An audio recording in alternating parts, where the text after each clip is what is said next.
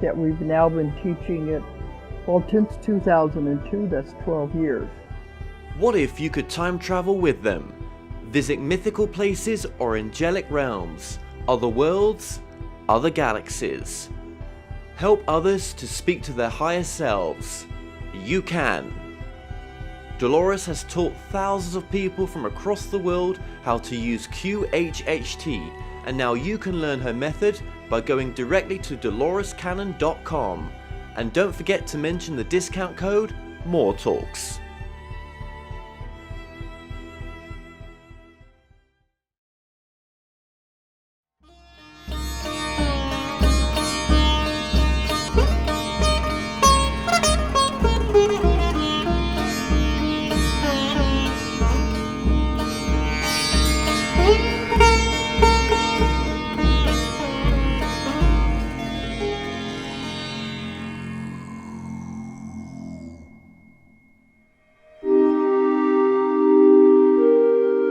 Have you ever wondered, can you communicate directly with spirit guides, teachers, or non-physical consciousness, or even our higher selves?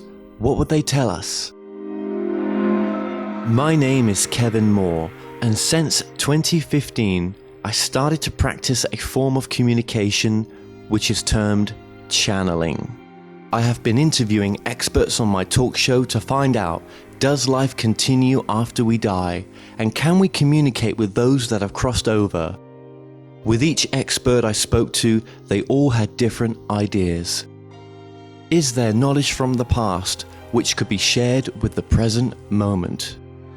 So I thought, why not just speak to the non-physical world directly through channelers around the world?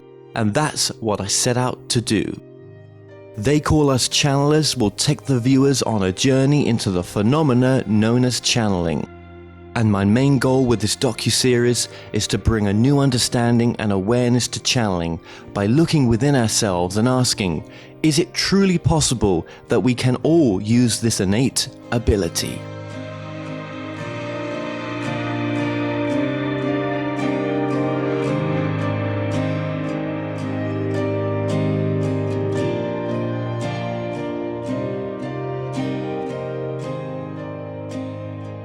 My poetry book is called Whisperhead. I have another one that's written and unedited called Button Factory. And then the fictional book I did is called The Cube Life. And that was inspired by a conversation that I had with George Orwell. I did a couple of channels with him, and some ideas and whatever kind of started flowing through about that. So I make him kind of the main character of the book, except you don't know, obviously, I mean, spoiler, but you don't know that it's him. It's him in a future lifetime. And he goes through all these kind of tribulations, and then he finds himself kind of like in this purgatory, this void, and he has to make his way through it and kind of go through all these series of events before he can be reborn and reincarnated. And he has to basically kind of survive the underworld in order to get back. And they keep telling him this message: you have to go back and warn them. You have to warn them. And that's why he's reincarnated, because he has like this mission to come back and essentially write like 1984. So it's the premise of the story. Very cool, very cool. Okay, well, we'll get into all your work, and again, there's a lot to unpack in your work. So I think just to begin with, let's just go to sort of early teen time as well. Actually, we could even go further back than that, and I would say, or you would probably say as well, that you was always a sensitive child. Yeah. What I've come to discover as I've gotten older is that I'm empathic, and like say my daughter's in a really bad mood and really pissy, that like rubs off on me until I kind of to end up like that, and so I have to be really careful with that in spaces that I go into with certain energies, and there was nobody to guide me through this as a child, and I get picked on occasionally, like any other kid does, and getting squabbles, whatever. But yeah, I felt very different than other people. I knew I was. Like I don't think that their minds worked like mine does. The way I look at the world, I guess. And it was a really uh, long road of self-discovery, and I guess I had to move through some really heavy karma to do that. My mother was an alcoholic and a pill popper, and parents got divorced at an early age, and yeah, I had had some other issues along the way, but it was part of the process to, as I like to refer to, as breaking your reality bubble. And I think that is one of the components, going through really traumatic events where it opens people up psychically. Like they have this bubble that has burst. They go through something, and it wakes up a different part of you, this kind of psychic component. Not that it doesn't run in the family, because there, other people in my family are sensitive, what have you. Like we talked to my grandmother one night on the other side. She used to read tea leaves for people, and for my mother and her sister. And then my father on my father's side, he was um, he was a veteran. He was in World War II, and I work with him. I do soul crossings, because he used to be a police officer here before he passed away, and he kind of helps throw people through that are disagreeable sometimes. So it's a really kind of humorous thing where he still likes to beat people up, I I guess. guess yes, yes. Um, Well, did you actually meet him in this on this plane? I was about 3 years old when he passed away. He didn't make it to 50. He still had metal in his back from he was in the Battle of the Bulge. Um, so he got a Purple Heart. He was sent back to England with frostbite. Telegram was sent here, and the rest was history. He came home. But the soldier that was running behind him, because they were carrying a bazooka, took the blast, and what went through him caught him in the back. So that's what happened. Very brutal. Uh, so I do, he had talked to us, and told me that he was sensitive, but that kind of thing wasn't, in our society. Even now, there's a stigma to it, but it's much more widely accepted, to have gifts, I guess you could say. And I guess to a degree, he had to hide them and sit on them, and he drank a fair bit, I think, to kind of stifle that that that feeling. And I know my sister has some precognitive abilities where she'll mention a person's name at work and they walk in the door, and so she, I guess her coworkers find it really entertaining now, and they watch it. Right, right. So was you the youngest child or oldest child, or was there how many siblings? I'm the middle. Middle. I am the middle. Ah, Yep. same here. Yeah. Okay. Right. So how have they accepted the work that you do as well? Your brother and sister. My sister knows, and she's listened to some of the interviews I've done, and ordered my books, so it's been good. And some of my family members know, quite clearly everything that I do, and others don't have a clue. So it's a little, it's going to be some weird conversations down the road for some of them, possibly. I don't know, how they're going to take that. Exactly. It's Well, this is the path that some of us have to go down, isn't it? Sometimes it can be very easy with family acceptance, and that's very loving. Others, it's they walk away, and with yours, it's sort of gently breaking them in, I guess. And I said younger brother, but am I right to say you've got a younger brother, or younger sister, older brother. Yeah, we're all 4 years apart. Yeah, and I've been really fortunate. I have a group of friends, um, that are psychic spiritual people that we get together every couple of weeks, and we do things, readings, whatever, together is for fun. And my cousin-in-law Michelle is, she's a full-time psychic medium and reads people, what have you. And yeah, she's the one that did a reading for me initially. Said, I see you writing. I see you writing a lot, and I think it's channeling. I'm like, I don't know anything about channeling. I mean, other than having. I can't say that. That's not correct. I've read books years ago. The Law of One, the Seth books, Cryon. I've watched a bunch of his videos and over time, and they're pretty entertaining. And you know, Bashar as well. So it's not that I didn't know about it. I didn't think it was necessarily something I could do until I was sitting there, because I go back and forth to New York City all the time on the train, and I was listening to Cryon, and it just struck me that this was something that I needed to be doing, or it go in this direction. So I sat down and I tried to do it a couple of times, and I didn't have much luck with it. And then for some reason, I don't know if it was a month or two later, I went back and tried it again, and I managed to finally kind of have a breakthrough to do it. And it's not like I wasn't already connected to a lot of this stuff because of my experiences, and occasionally having people visit me from the other side. But this was kind of moving myself consciously out of the way and allowing information to come in, and kind of developing and building that channel so I could get to a point where I'd become good at it. Yes, and that's the hard part, isn't it? Of getting out the way, letting that come in, and also to be able to discern it as well.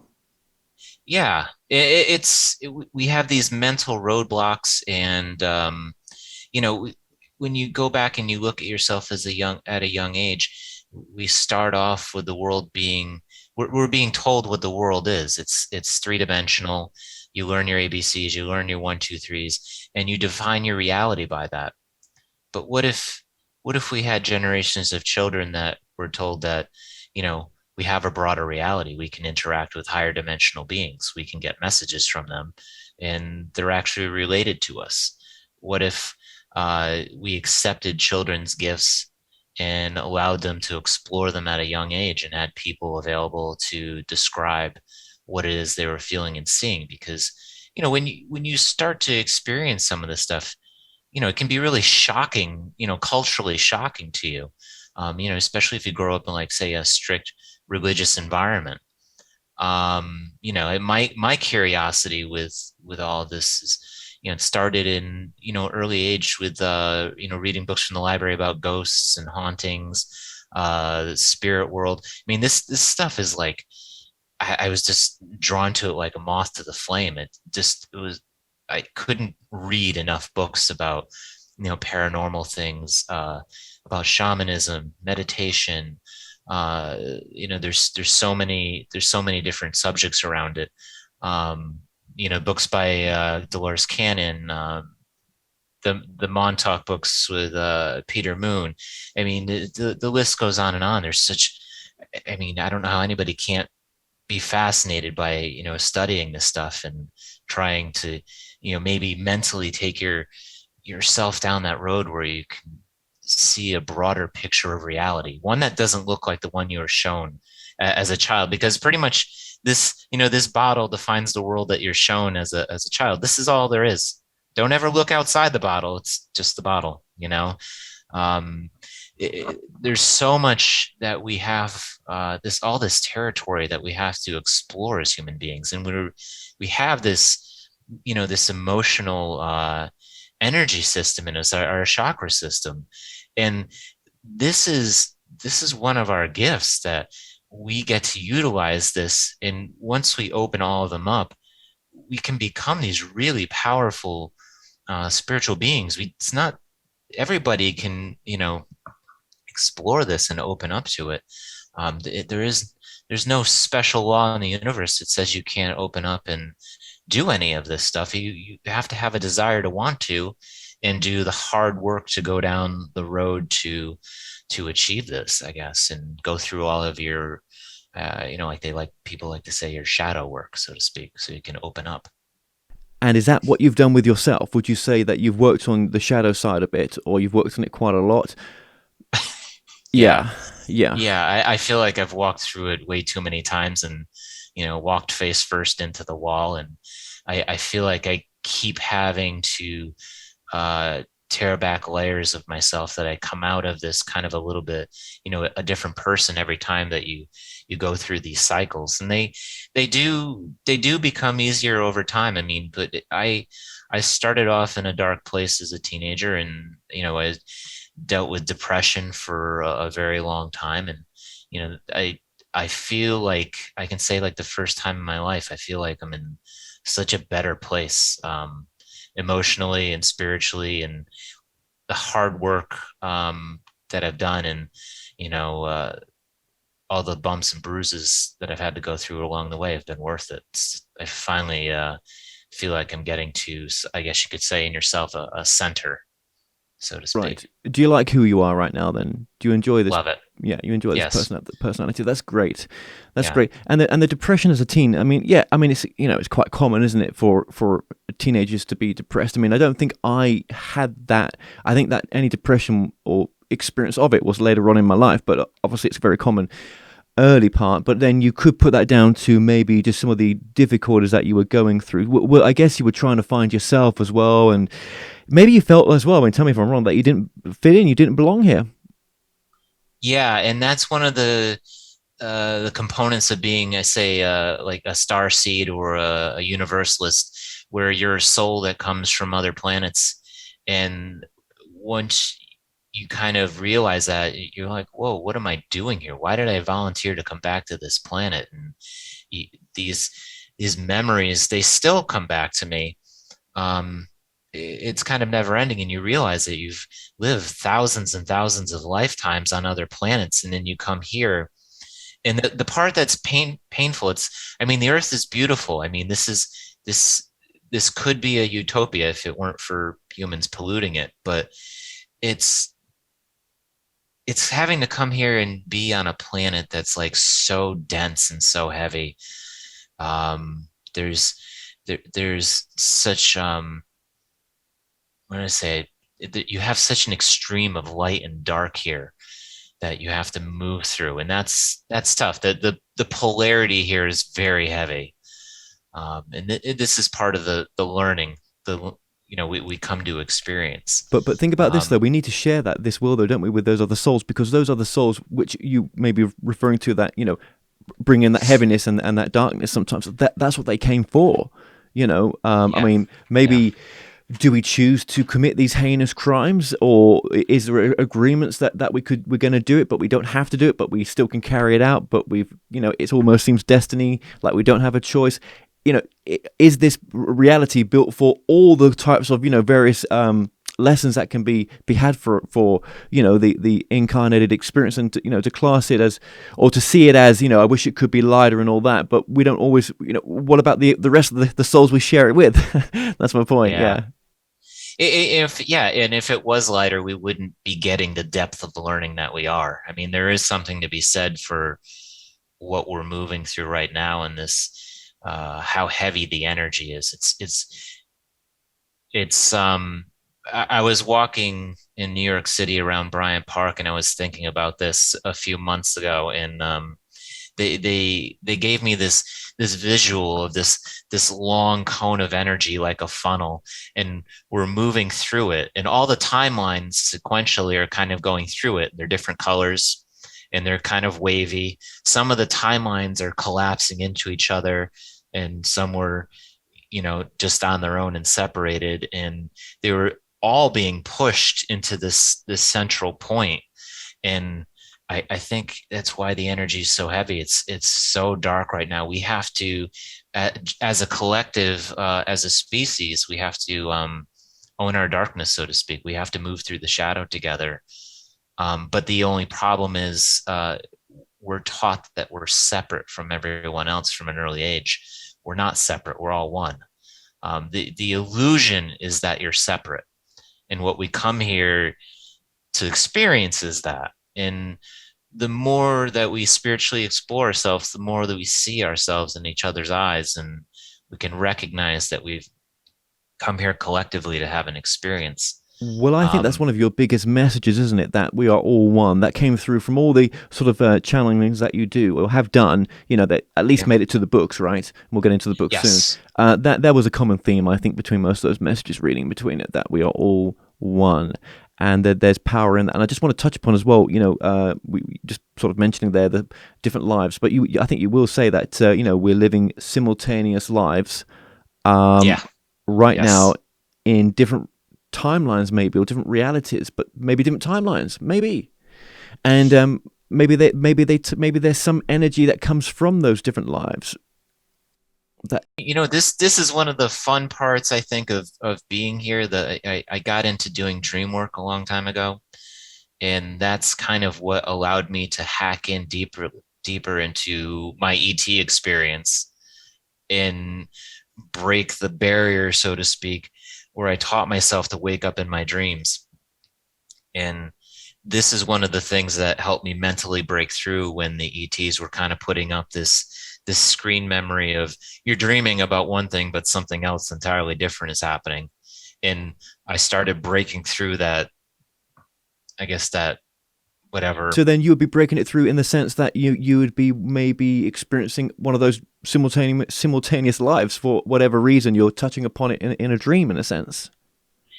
Yeah. And, you know, waking up in a different situation and possibly on a ship, or experiencing a parallel lifetime. And I have it to the point where it's like where you describe, or Hank Wesselman describes as spirit walking, where you're in another body and you look down and you can tell that you're in a different form. Which is completely terrifying, like the first time you have it full on, and you feel like you're completely drunk or something, and you feel like you're going to stumble and fall over, and then you realize, you look down at yourself, you're like, oh my god, what is this? And then so it happens again and again, to a point where you start to notice the similarities, or if you're going back to the same one repeatedly and taking notes, and you take notes by noticing small little differences between your life and this other parallel one, where you have a different profession, the backyard looks different, my neighbor has a fence up the hill, the house is longer and set back further, there's more woods up in front of his house. I mean, all over time, these things I started to notice in this one parallel. And then there's other ones that it seems like I only ever visit them once and then I'm in and out.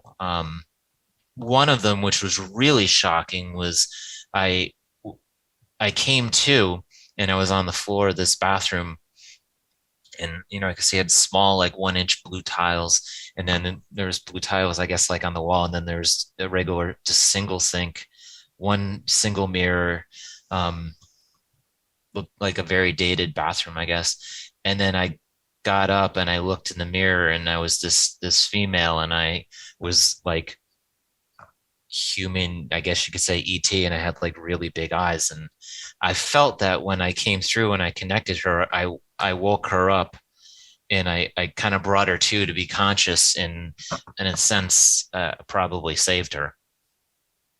But it was just incredibly Yeah. incredibly experience. Oh, You, absolutely. And sometimes, I'm sorry to butt in there, but sometimes I guess the experience could be it looks just the same, everything's the same. There's just a fraction of a few things different. Do you know what I mean? Just very slightly different to make the experience that bit more slightly different if you had got to live that yes, life. Yeah, yeah, yeah. I mean, they're talking about this now in science, aren't they? The idea of the parallel universes, and with the many of the channels that I've spoken to, they all said the same thing. And I would say, well, why is this same message coming through about the simultaneous what's the word, I can't get the word out. Oh my god, simultaneous. simultaneous. Yeah, that's right.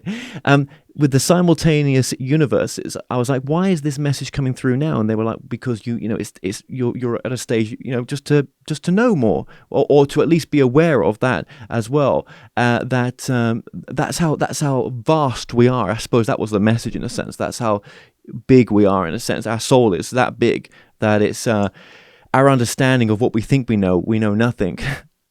That is like the amazing and fun part of being here and being human, is exploring all this. And yeah, it shows that we're evolving um, as a collective species here, that we're having these experiences now, and people are talking about it freely, and it's kind of, I guess you could say, an accepted thing. Um, This is why I think some of these whistleblowers that come out, I think they get very confused. Some of them, that they're actually connecting with other lives.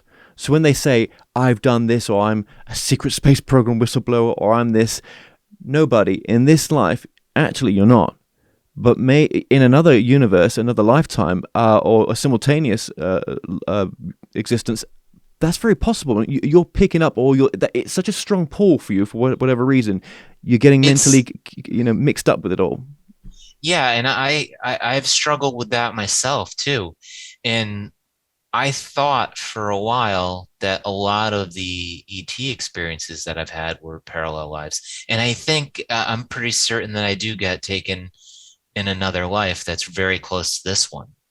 But they also take me here as well. And that God, that's that confusing. became, yeah, it is. It is. And one of the things that occurs too, like, say I'm on a ship, and I'm in this medical room, and I'm looking like at you face to face with this guy, and all of a sudden, this happens a lot. You're simultaneously having an out of body experience. So I'm watching myself sitting on the table chatting with this guy, and he has to takes the metal rod and puts it up to the back of my head to do some sort of implant or something. And but when I think when your mind can't handle it, or it's too much, there's like it's like like a circuit breaker happens. You're out of body. Your consciousness kind of blows out. And that's what I was saying earlier, where you have people that have their reality bubbles popped. The circuit tripped at some point, and they knew they had a separation occur from solid conscious self to spirit self. And then this thread, or this bridge, was built between the two, and now you have access to that. And I started gaining access to that through pardon me, through meditation. I was being treated for depression. I was seeing a therapist for a while, and I quickly discovered that medication was not the answer for me. And doing the meditation, I became very interested in it very quickly. And I'd already been reading books in the realm of this, so I was reading about out of body experiences, reading about the shamanic experiences. So I started going deeper and deeper with it, to the point where I was, looking to achieve an out of body experience. And that's when I had the face to face encounter with the ET on the ship, when I was out of body. Oh my gosh, Chris. There's so much. Like I said, maybe at the beginning of this interview, there's a lot to your work as well. Um, I want to rush forward. Then we're going to just kind of go back a bit. Rushing forward, when did you decide that this was a real experience for you? And I can channel, and there's that pull for you to sort of want to publicly commit that channeling to these books that you've done. I I I, I quickly realized after sitting down and writing this stuff, and I was more or less told in a reading that I was going to be sharing this with other people. Um, I don't know. I felt a really strong pull to do it. That I had to. That I It needed to be out in the world. That I was supposed to. This was part of my mission of being here as a soul, part of the starseed thing, and that I was required to do it like it was my job. And I still feel that way now. Whether I make money at it or not is inconsequential. I made a promise to do a commitment, and I'm sticking to it wherever it may take me down the road. It's just something, like your soul has a job, and I have to step up and do it. Absolutely, and you are stepping up, and I thank you for doing that, because I know it's not easy. Even in these times nowadays, when colleagues find out or people find out that that you've not told, and they see this other side. But then again, I've got to give it to people nowadays. There's a hell of a lot of people opening up to the ideas of having a channeled reading with people or having a channel session with people. I see it more and more and I watch him, and because I've been around people that are having those readings sometimes, and it's great to see how accepting people are of that, because people are commonly it's the psychic or medium kind of readings, but that is moved now a lot more into combining that with channeling or channeling in its own right. Now, with yourself, you now offer channeled healing sessions as well. So let's just touch upon your social as well. You've got a website. Your website, Craig, is? dimensional-healings.com. Okay. And there's a Facebook page as well that promotes your work. Yes, under Dimensional Healings. And I'm also on Instagram under The Vessel of One. Right. So how did you figure out that rather than giving people sort of channeled readers, that your sessions that you can do where you'll be most beneficial for people is through a healing session, but also in that healing session it is kind of like information will come through in that healing session that they can still ask questions in a sense, and most people do, or some people may just want the healing. So what is the healing session? How does it work for a client? Yeah, well, I've been trained in energy medicine, Reiki, Lahu Chi, and I've done some work with other people as well. And I've more or less kind of out of all of that chiseled out my own methodology for doing healing now. And I have a standard set of procedures that I follow, but then I end up, working with my guides on the other side and channeling in and working on whatever areas I'm drawn to.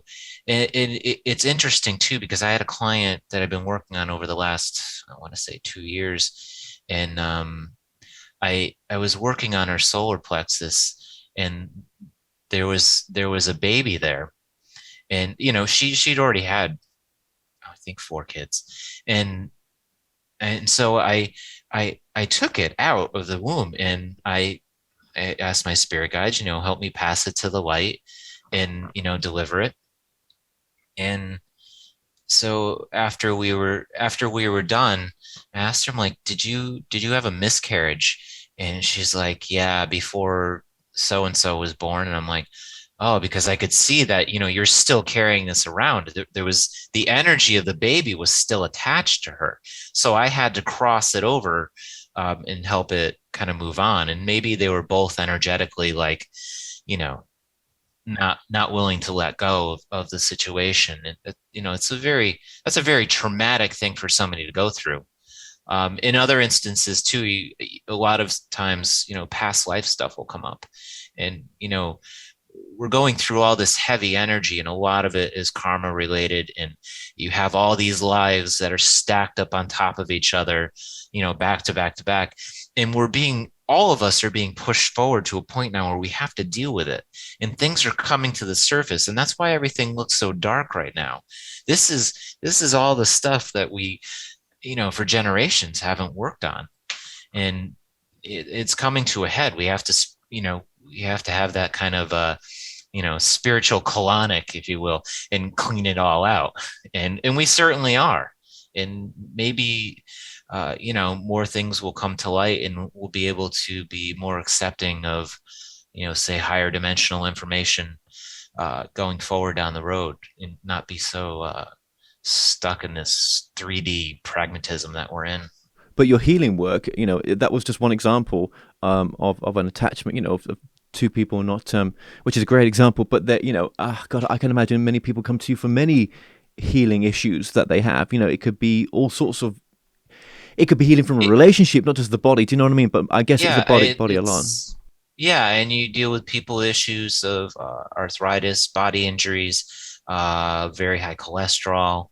Some people need really intense, heavy spiritual healing, and you're bringing in your spirit guides. You work with ETs on the other side too that help me do healings, and that team seems to be growing, bigger and bigger for me, and more. I would say I'm attracting now more challenging cases than I had in the past. It's been very interesting, and I feel grateful to some of the people that have been brought to me because I feel like I'm getting an education at the same time. Like I'm going through this, this tremendous learning process right now, and it's been amazing. So, and people are reaching out to me now that just want to ask me about the ET stuff and contacts. That's anybody that wants to get together with me to talk about that. I'm happy to do that. If I can offer some advice or some perspective, it's there aren't a lot of people that are, I would say, open to that kind of thing right now, or not a lot of them that want to basically consult about it. Yeah, that's right. And well, I mean, there was a car accident, wasn't there? That I believe that was that kind of your first ET experience where you were there was some sort of car accident that you had, I and had, yeah, that was the second really big, I would say, traumatic abduction that I had. And it was basically the night after I had gotten rear-ended. It was at a traffic light at dead stop and I got slammed from behind. And I remember getting taken away, and I was in some sort of, I want to say, craft or whatever, and we were coming in over these buildings, and they look like barracks, and I recognized them because I'd seen them from an experience years before. And then being, and I didn't see anybody that looks, like typically ET. Like I would say they all looked like white Caucasian, I guess you could say. Um, a lot of times faces are blocked out, and I can't recall them. I don't know if that's on purpose because something's being done to me, but I was dragged down this long hallway and put in a small room with a desk and questioned. And that's as much as I remember. Um, that was it was disturbing because this is going to sound strange to people, is that I didn't see the typical ETs that I do, or they didn't look familiar to me at all, and that was very disconcerting. Like the one that's like a doctor that I've dealt with before, and like I can see his face very clearly, and he can, without me like blacking out, and you know that's fine. Um, that's I don't know, that being's like presence is comfortable to me, but there's other ones you see, and you can't run away fast enough. You're terrified. It's one of those things that's just it's so psychologically hard to deal with, and it comes in so many facets, and there's so many dimensions to it. um, Two of the main themes of being taken are either for medical reasons or for teaching.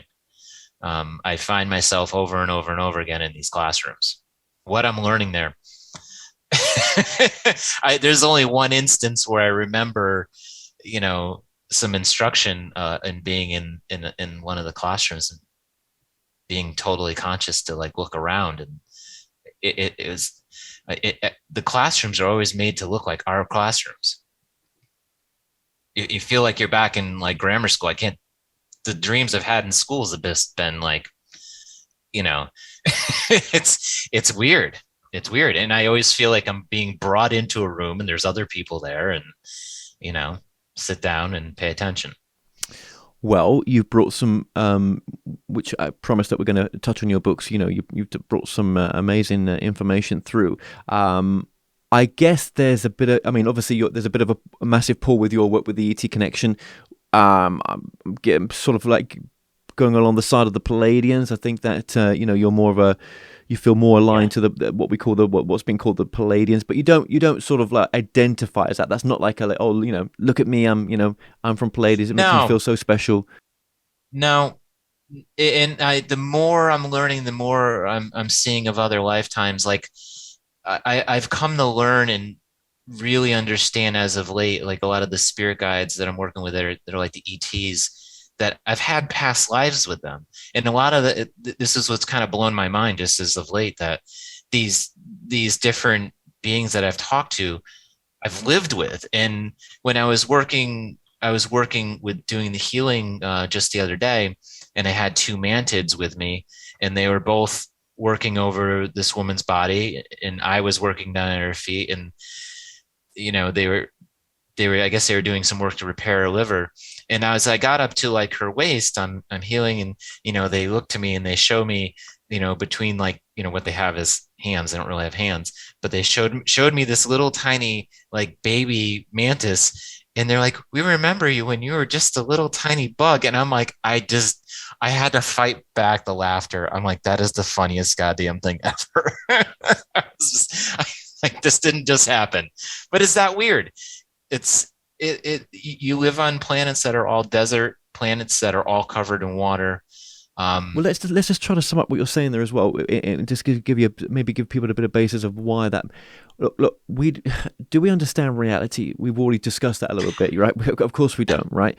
Are these beings from what we would term as outer space, or are they from inner space? Are they from an unknown, unidentifiable, like unrecognized, just we don't understand it, place, dimension? You would have to say both. You would have to say both. And like, just to touch on the Pleiadians real quick, they had just shown me the other day. I was laying in bed, and I was standing on this planet, and all these like huge like asteroids were coming down like fireballs and like slamming into the planet.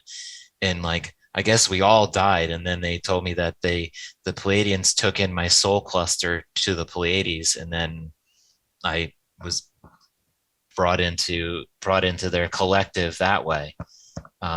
It's an interesting thought, and it makes me, I identify heavily with them. But would I say I'm one of them? No. I mean, it's where I like the term kind of universalists. People who have incarnated on dozens of different planets and had different lives.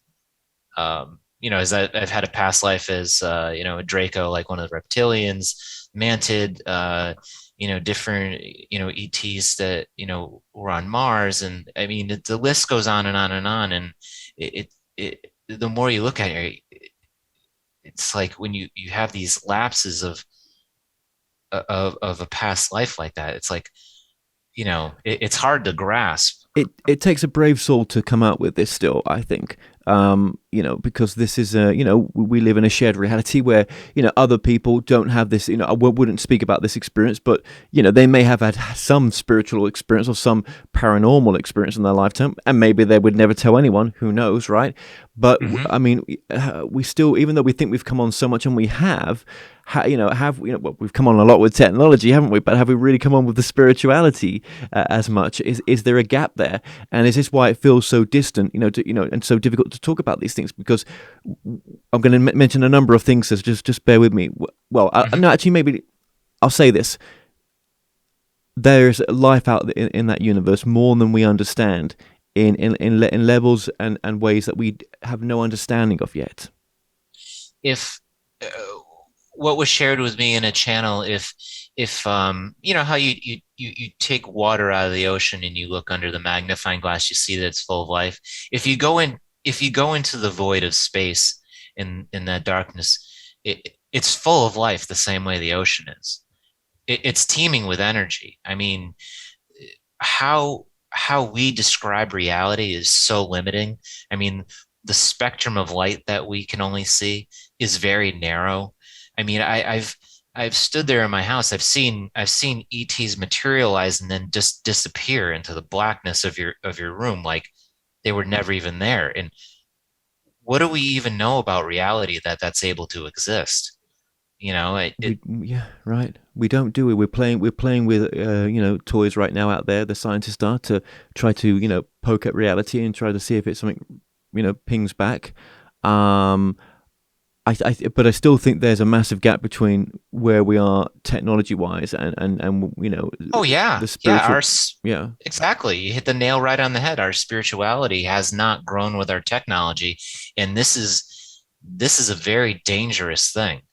And I don't think people realize the ramifications of it, like where it's taking us energetically as souls. I mean, look right now. Russia's on the verge of the Ukraine. I mean, when time gone past, they'd have known in the future what happened there, but we're not there yet. and there's just so much uncertainty, isn't there, in the world right now?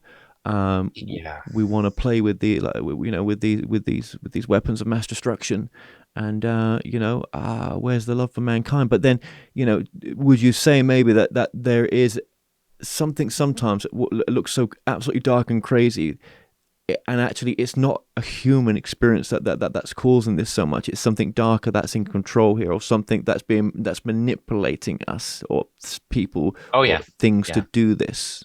Well, that gets into, you know, the best way to describe all of it. I mean, don't think about, if you're looking beyond the dimensional realities, beyond the physical reality of people coming here visiting, the easiest way to wrap your head around it is that you have polarity. You have polarity in the universe of light and dark. Are they good or are they bad? And there's some that are in between, in a gray area. But more or less, we should be judging uh, these beings, whether they're multidimensional, whatever, by how they represent themselves energetically. What is their intention? Yes, and I would say the majority is good, but would you say there's those that walk around us right now, that they are around us, they look just like us, they're already here? Uh, the easy answer is we've always been here, There you and go. they I was here very early on with the Pleiadians, and I helped start life on this planet as well. As if that sounds crazy, well, it's a lot of my lifetimes have expanded over billions of years, but I But you seem also very grounded. yeah, yeah. Very. Yeah, I, how do you balance that then? Because there's some people out there that may be in this community that are not as grounded, but then they're more in. They find it difficult to ground, maybe because they've discovered what this is all about. But yet, we've still got to get on with this shared reality, haven't we? yeah, and it's important, being grounded is important, but we have to remember what our purpose is, why we're here. And you can get really caught up in all this really heavy spiritual, you know, hoopla, and really go off the deep end with it. And people do the same thing with conspiracy theories and what have you. It's fun. It's like cocaine. You can keep reading about it all night long till 3 a.m. But at the end of the day, it starts to erode your reality. And the one of the things that I've come to realize that's very important is that you have to appreciate and experience the very mundane aspects of reality. And it's important to enjoy, walking your dog, going out, doing the garden, It is, isn't go it? to Yeah, yeah. you go to work, sit at your desk. It sucks, but I agreed to come here. And then you have to be able to transition into the spiritual aspect of yourself too. But we can get really sucked into, you know, the spirit reality of things, and it's very attractive to run away. And the point I want to make, which is really important that people that are into a lot of this need to realize, the longest journey is from here to your heart. And it's very easy to open up to spirit and be lost in all of this. But the real work spiritually that occurs in your life is through the physical body, especially like the first three chakras where you have issues of family, faith, religion, sexuality, of money, of self-esteem. All of those things are contained in like your basic core energy system. That is where the real spiritual work takes place. That is why you're here. It's easy to meditate, raise your vibration, and be off in la la land. You could also drop a lot of acid and do the same thing. But you have to experience your physical self and grow through that physical experience. That is why you're here. That is the truth, and this reality that people are kind of unplugged from. you know So when you channel, then what would you say is the difference between channeling and the sort of the more psychic side of work? Is it one of the same, or so when you channel? No, okay. No, it's when when you get a channel from someone, like it comes in. I call it the mailbox, right in the back of your head, right here. It kind of comes in right through there, and I could just be. I found that it's easiest now that if I'm doing really boring and mundane life things, and I'm just you know going around the house and doing my daily thing, I'll get a push. And when I get a push, I know somebody is there for a message. Sometimes they'll bother me for days. Sometimes I'll sit down and just write down what they're saying right away. Um, it's now I know what the feeling is like. When I first started doing the channeling, I made my intention. I'm connected with the highest high, goodest good. But that being said, I protect myself, day and night, and I do layers of protection when I wake up and when I go to sleep. Very important. The more you open up, the more the dark is going to try to push on you. And it does for some But it, people. Yeah. Sorry, I've just got to say that. Yep. oh yeah, and that's all joking aside, it will try to take you out. It definitely will.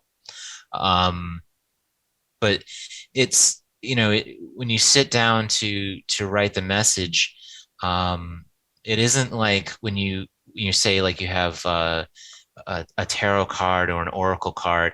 I see the picture, and there's a sunrise, and I know that Kevin's looking forward to moving in his next step of his life. There's a graduation that's occurring, and then there's a woman that's off to the side that I can't tell who she is, but she's important to him. But there's when you sit down and write the message, like for channeling, a sentence starts coming through my head, and I grab that first sentence, and it's like my teacher, my friend Kathleen, taught me to read. She's like, you just look for the thread, find the thread, and then pull on the thread. You can get a little piece of it, and long as you can hold on to that thread, that's where you start. And so you get a sentence, and then like as long as you can get your head out of the way.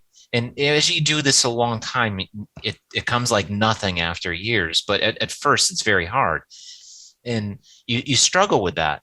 But you just, because the information comes through that doesn't make sense to you, or the words you don't have in your vocabulary, or people you've never even heard of, and you have to sit there and write it and like try not to judge it, and that's really incredibly hard. But you do it, and the more you do it, the more interesting it becomes, the more fun it becomes, and then other people start showing up. They know that you're kind of doing this, and it's like Robin Williams. I did recently. For days he was around, and I'd never talked to him before, and finally I was like, okay, I'll sit down and write for you. It's fine. And he's a lovely person, lovely. This, and I really like talking to John Lennon. He's just he's a fabulous guy. He's really nice. For whatever reason, he likes me. I don't know. Are you kind of? Do you think you're subconsciously calling them in, or do you think they're just coming in? Was there anything that sort of? There is, like, if you sit down and watch a movie about somebody or some history on something, I'll have stuff come through because I'll be sitting there watching TV, and then boom, it comes and it hits me. Sometimes they just, like, I'll be watching TV and somebody, they often walk up behind me because they come from like right here. When they want to give me a message, I know they're there. And then, okay, I'll go sit down at the computer and, I'll type this up. And, but, if I see angels, I see them generally like right over here to my right. If I'm closing my eyes and I'm connecting with the ETs, they're here right face to face with me. Yes, and we've all got our own way of connecting when we do this work. Do you think that a lot of people could use channeling even in their daily lives, just to even channel their higher selves, just to get that greater part of them open, and to channel through, to bring through that greater part of themselves, which I might call the soul or the oversource or the higher self. Maybe, I hope it's the same word, but that greater part of themselves. Yeah, absolutely. And it's, it's probably something to some degree that should be taught. I mean, people do channel in various shapes and forms, and they don't even realize it. They could be walking into the kitchen and prepare the best meal that they've ever cooked for somebody. They could, my friend and my friend Amy that I went through high school and grammar school with. I was at her mother's store a long time ago, and there was this awesome, wicked cool painting of this Native American woman on the wall behind her. And I was like, "Where'd you get that painting? That's really cool." She's like, "Oh, Amy did that in high school." And I was like, "You're shitting me." She's like, "No, the teacher called me after she painted it. She couldn't believe it.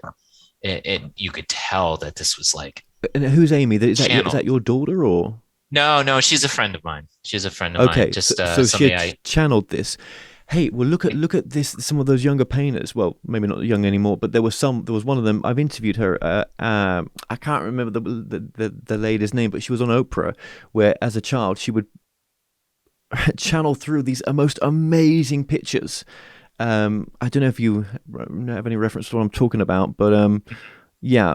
Well, there is, and yeah. Well, so my point is there that yeah, we all channel. Maybe the car mechanics channeling sometimes. When they're just really trying to, in that sort of like the right space. Yeah, They're like, yeah. yeah, If you taught people that they had access to this, it didn't have to come in through some other art form, whatever. I mean, if that was something that was regular knowledge to people, I think people would be a lot happier with their lives and a lot more successful in being human.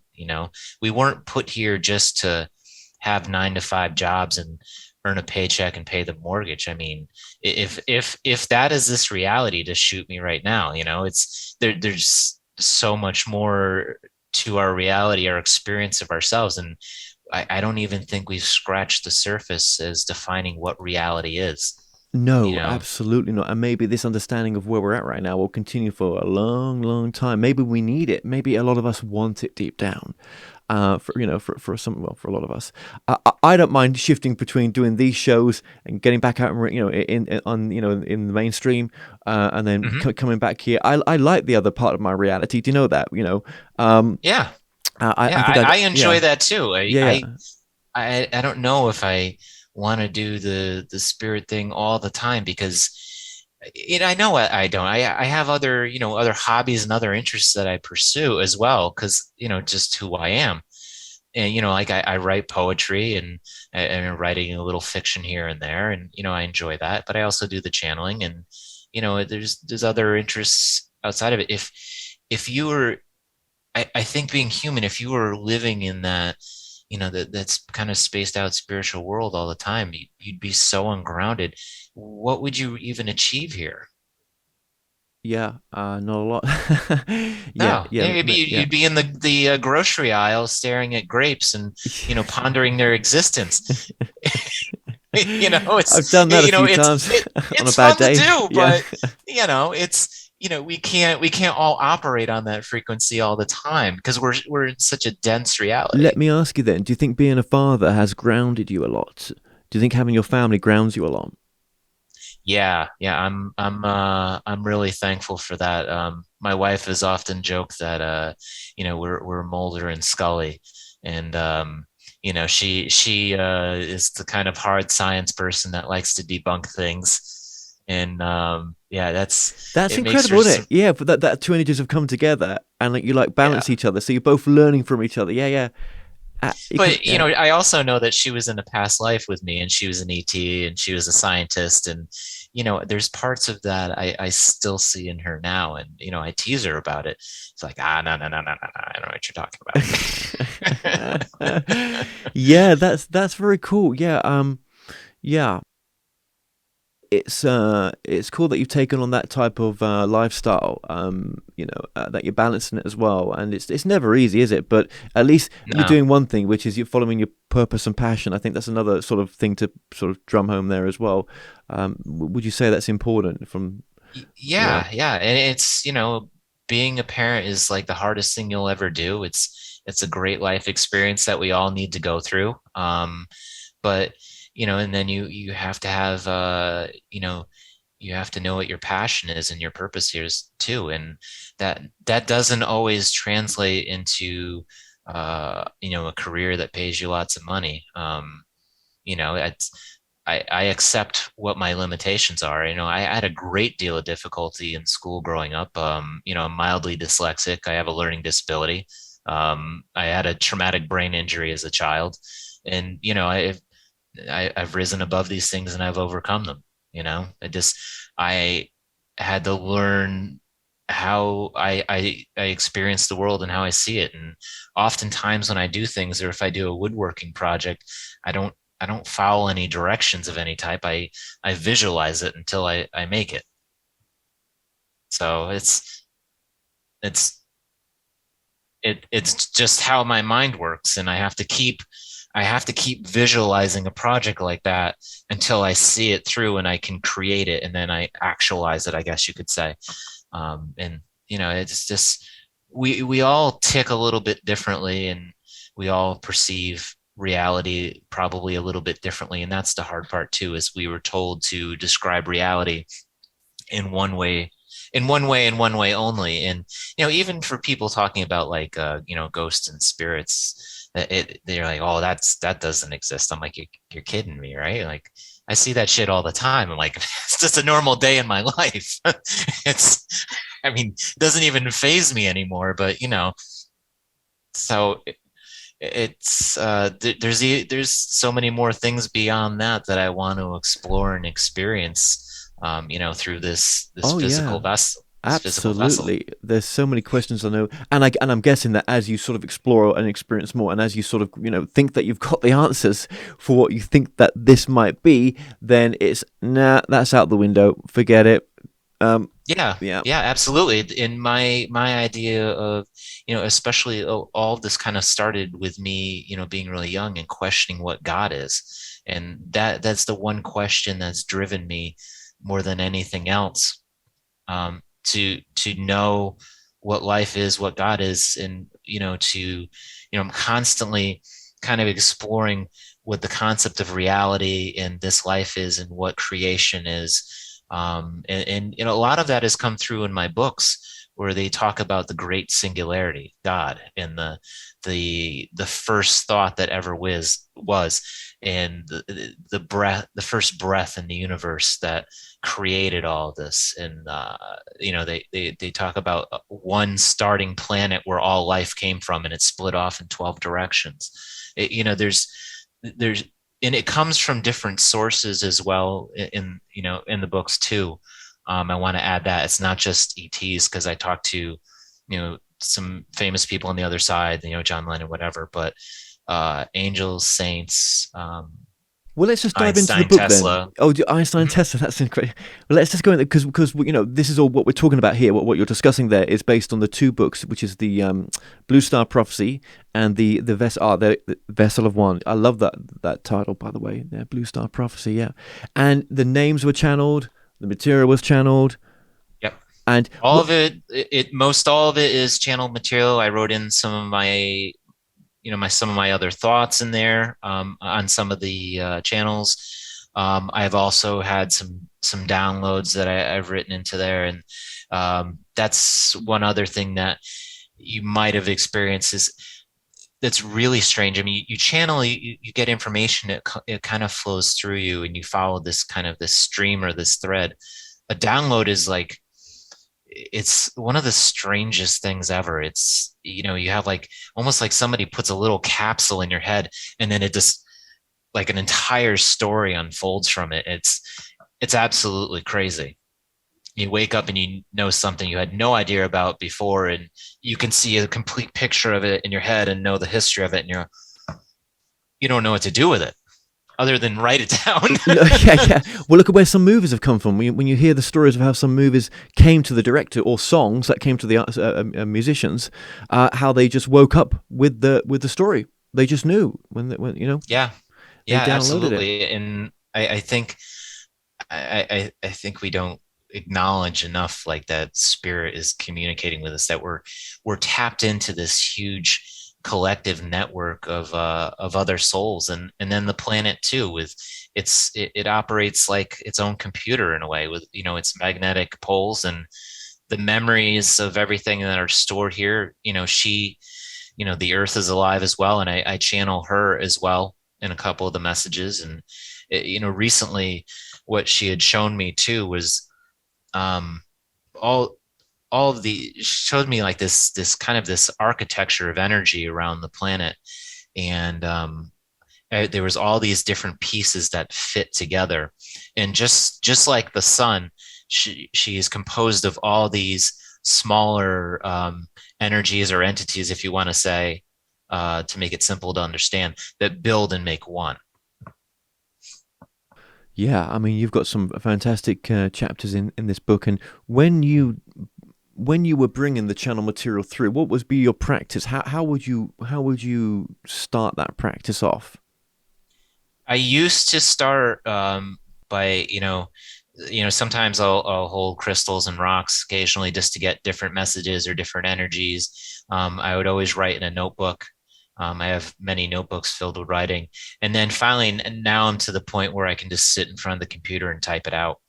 For some reason, like I had this barrier where I was like, I needed to write it out. And like, I mean, maybe I was full of crap. I don't know. But I finally like kind of unleashed myself where I could sit down and That's just type incredible. stuff up. Some people would call that automatic writing, maybe. Yeah. Yeah, where it's And just flow. Yeah. I was introduced to that in college by my counselor, Diane. And I was sharing a lot of my experiences with her. And ironically enough, Diane was a sister. She belonged to some church, what have you, and she just worked at the local community college. I don't know how or why, but I kind of attribute her to saving my life to some degree, because I was in such a deep depression, and I was seeing things that I couldn't wrap my head around. One of the major ones that I mentioned in the book was I was telling Diane about my visions I was having while I was meditating of the Twin Towers collapsing. And she had called me on 9/11 at work. She had tracked me down and told me I was right. And, we had a short conversation, and then I went home. So you've always been switched on. So when major events are, when something maybe that's so powerful and the collective is coming through, you can sort of feel that as well. What is the difference between the two books then, would you say? Well, I mean, for me personally, it was me kind of graduating through my own stuff. And, I've been learning as I move through this as well. And I've had to go through a number of times and reread them and I still feel that like I don't fully grasp the information that's being shared with me somehow. Maybe it's insecurity, I don't know. But I think I still have a tremendous amount of learning that has to come out of this. They've said that there's also kind of a holographic or an energy component to each of the channeled messages, that people are going to be receiving information on the other side as they're reading it as well. And then, getting back to Diane, I had gone out for coffee with her, and she told me, she's like, "Oh, I do automatic writing, and I want to do a message for you from your angel." Like, sure, cool, I'm down with that. I mean, I'm into some of this stuff, and she knew that. So she writes, or should I say she wrote, she passed away a while back, but she wrote with her left hand. And she wrote perfectly with her left hand, the whole message. She wrote me out like 3 pages of information from my angel. And, that's the first time I got to like kind of experience that. And, maybe she knew I was going to be doing something like that she had to show me or introduce me to it in a way. Yeah, there's no coincidences. No, there are no coincidences. That is true. Yeah, and even in this book, it's quite a controversial figure to bring through Hitler. I mean, still, Yes. whenever I hear that name, I just think of, everybody cringes, and the pain that he caused people. Absolutely. Yeah. And I realize that it's very controversial, and I've had I've had previous lifetimes being Jewish as well, and I've had what you know I experienced getting my face kicked in Europe, and dying at an early age. I'm my soul isn't a stranger to that pain, and I understand that it definitely will offend some people, and that's almost kind of the point where you have to realize that souls come in with a mission and what they're supposed to do, and we all have to, like I said earlier, we trade places being the villain and the good guy, and he, I guess his soul made an agreement to do this. What he showed me, which was interesting and it was kind of hard to understand, is he showed me like him coming in and reincarnating, like being born. But then there was also something else that came in with him, something dark, like I don't know, some sort of entity or something that attached itself to him as well, almost like you're born, like you're possessed or something. Um, so he I didn't realize I was talking to him at first when I first channeled him. And then I see him behind me. He's dressed up in his, his tan uniform, his Swazi on his arm, his dog Blondie's with him. And I'm like, okay, this was unexpected. And then he came back a couple more times. And it was kind of shocking, but he had enlightened messages to bring to humanity. These weren't dark, evil or anything sinister. If they were, I would never have published them. I want to say that. I never would have put that out there. And but it's good that people's that your thinking gets challenged. It needs to happen. A lot of people are way too easily offended right now, and they're closing themselves off into smaller and smaller boxes. And I only want to see the world that looks like this, where we have to kind of blow ourselves open and look at things that are going to make us uncomfortable and question who and what we are, because they're there to show us a reflection of ourselves. And we're seeing a lot of the darkness right now. That is a reflection of ourselves. That is something that we need to move through collectively. That's part of our collective consciousness and our energy that we're working through. We're here to learn. That's so true. That's so true. Again, we spoke about, one of the main messages coming through is obviously the oneness. But in these two books, without spoiling too much, obviously, because there's a lot of different chapters in from the Master Builder race to the 99 souls, the Blue Star. This is all chapters that from just one of the books where, of course, it's channeled information. But what was a surprising bit of information that might have come through that kind of shocked you or kind of like put you on edge a bit? Do you think? Oh my God. Which time? um, the OneNote was the download that I wrote down about the planet Trotter, which was the first planet that ever had life spawn from it. That was referred to as like the Great Singularity, and that life has been replicating itself and recreating life across the universe. So our concept that God is creating things everywhere is only half correct, because life started at a singular point because of the first breath of creation, but that life recognized itself as being something and has thus been moving out across the universe and creating these other iterations of itself. And we've created this giant kind of energetic or karmic wheel that we now move through universally. So you can no longer dismiss that we're separate from anybody or any of these other beings because they look different. Our DNA carries their heritage. When I was meditating one day, I was all of a sudden I was out in space and I'm looking back at the planet, and then I moved out even further, and then I could see the Milky Way and the spiral.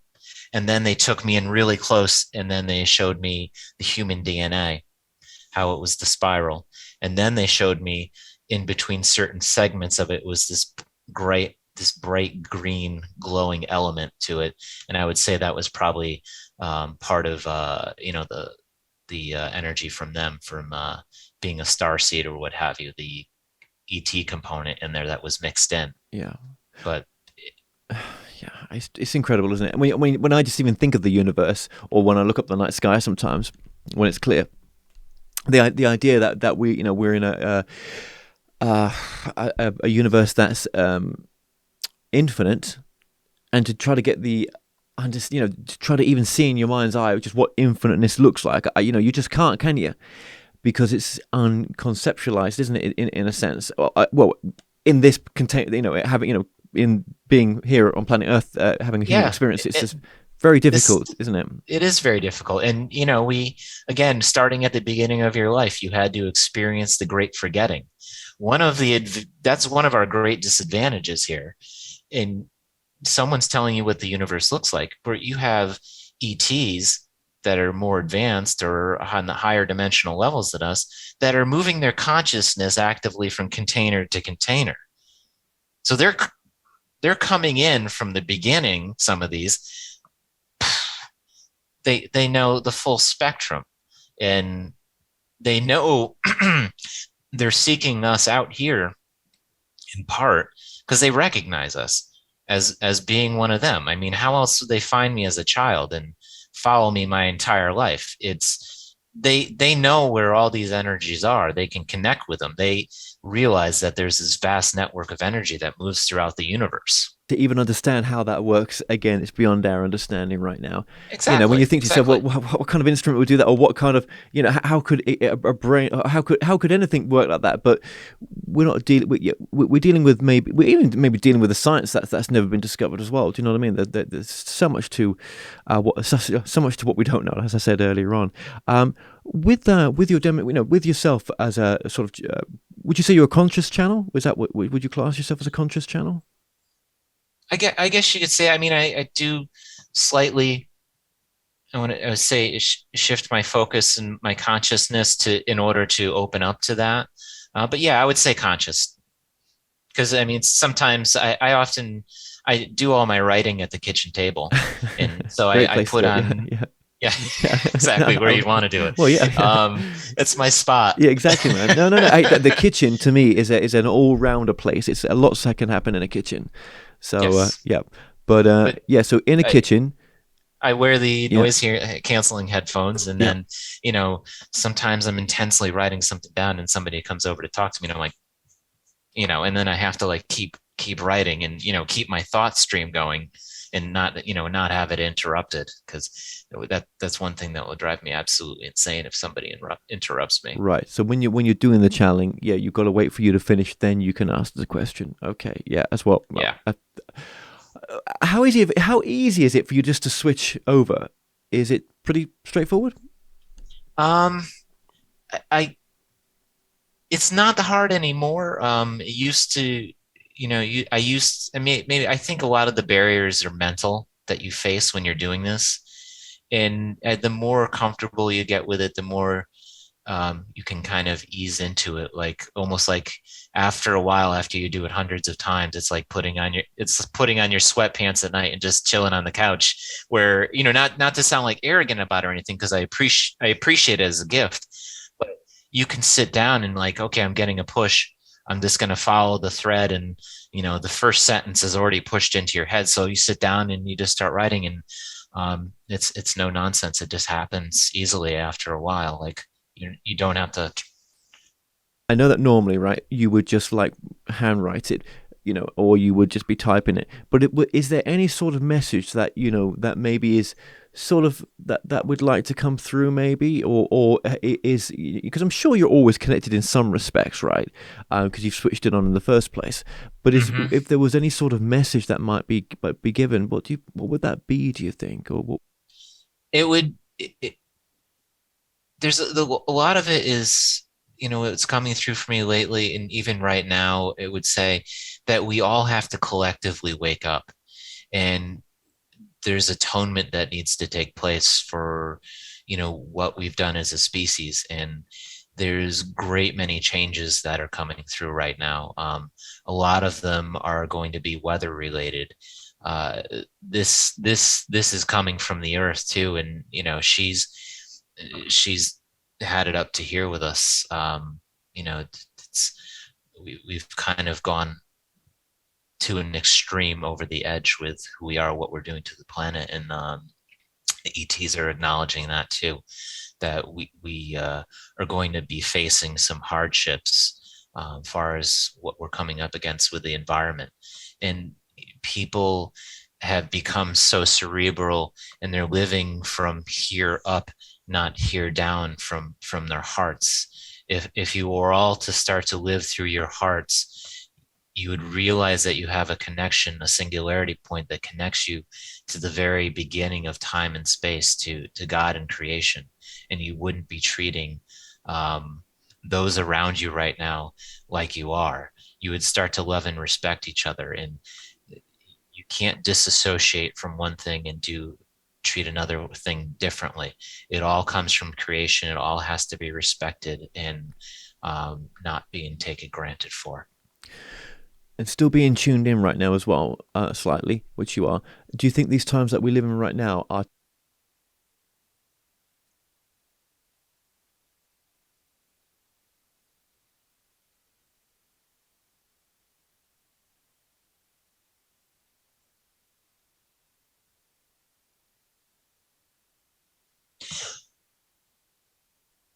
It, they're saying, look at the back of your hands. See all the wrinkles, the veins, and everything running through. This is real to you, but everything else is just the same. The way you're experiencing reality, you have to be willing to bend over and pick up a hand of dirt to recognize what God is. You have to be able and willing to look into the eyes of a child and see through time and space.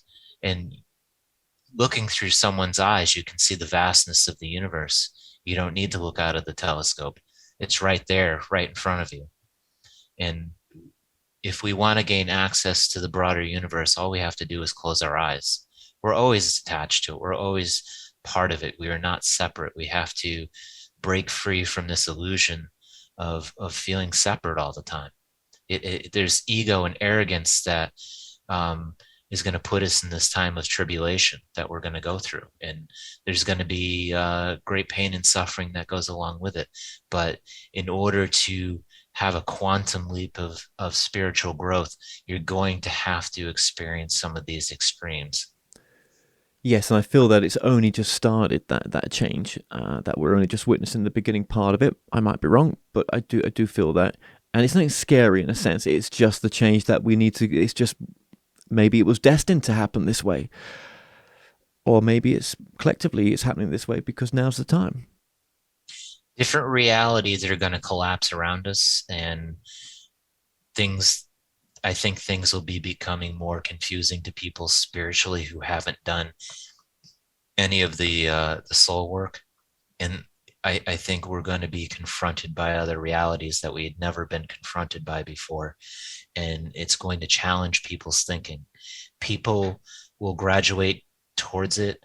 Other ones are going to turn around and do an about face and choose another reality that's as heavy as this one or even denser, and repeat the same lessons they're repeating now. So we're going to be taking two roads, essentially, one of ascension and, one of, the heavy karmic growth that we're experiencing right now. Yeah, thank you for that. And what's the main purpose why we come here? Growth. It's always growth. And they say, again, to the heart, to experience the heart. This is the wisdom center. This is what you should be paying attention to. This is what you should listen to. This is where time and space began. It began in the heart. This is the true brain, the true intelligence of the human species. It's the gift that is recognized too by the Pleiadians. What bonus would it be? What change could it bring about to know that to have solid proof for mankind to know that we're not alone in this galaxy? Oh, sorry, well, this universe, should I say? We have to look past our own ego and our arrogance to not know and realize that other life began before us, and this vast ocean of creation is arrogance, it's ego. And that's one of the things that's going to have to die as we move through tribulation. It's going to be a time of great change where things have to be turned up. And, it's our little world is almost like, a snow globe that's in the hands of God, and things are going to be shaken up. What people are going to gravitate towards and where they end up afterwards is remains to be seen. And if there's any final message that you might like just to give, and then to the audience. I say this from the Pleiades. Oneness is the main objective here. Don't look for anything else. Don't try to dig for any other excuses beyond this oneness. The oneness is everything. It's in the birds, the dirt, and the ground. It's in the eyes of the child that was just born. It's in the air that you breathe. Everything energetically is creation. You are not separate from anything. You're just swimming in a vast ocean of creation, and you have yet to go out beyond the borders of what someone said was defined as reality. Well, I just want to thank you, Craig, so much for coming on today, and just for tuning in there as well for that message. I also just want, Craig, for you just to remind us of your social media accounts. Yep. Dimensional Healings on Facebook, The Vessel of One on Instagram, and my website is dimensional-healings.com. And my books can be purchased on most booksellers online, like Amazon and Barnes & Noble. And we will link the sessions that you do as well, the books, everything that we've talked about today. We'll link it in the description for this video as well. And I just want to say, thank you for contacting us. Thank you for coming on. Thank you for the support. And thank you for this time with you right now. It's been a pleasure. It's been my pleasure too. Thank you for having a conversation with me tonight.